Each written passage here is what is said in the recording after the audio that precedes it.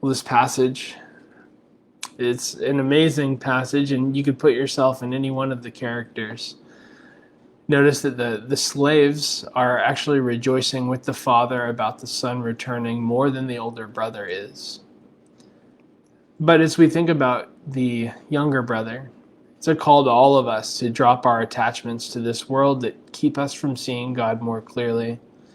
And it becomes easy for us to slip into that privilege of the older brother.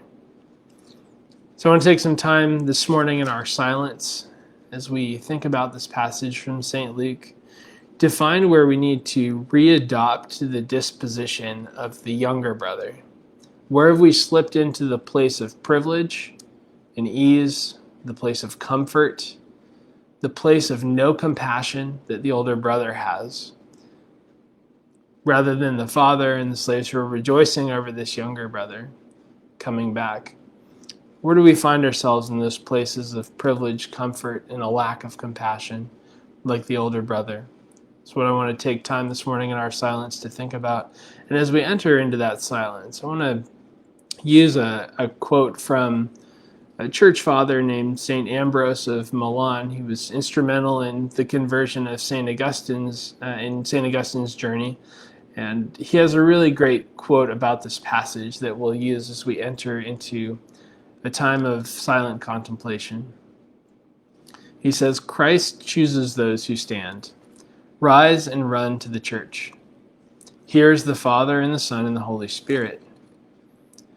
He who hears you pondering in the secret places of the mind runs to you when you are still far away. He sees you and he runs to you. He sees in your heart. He runs. Perhaps someone may hinder and he embraces you.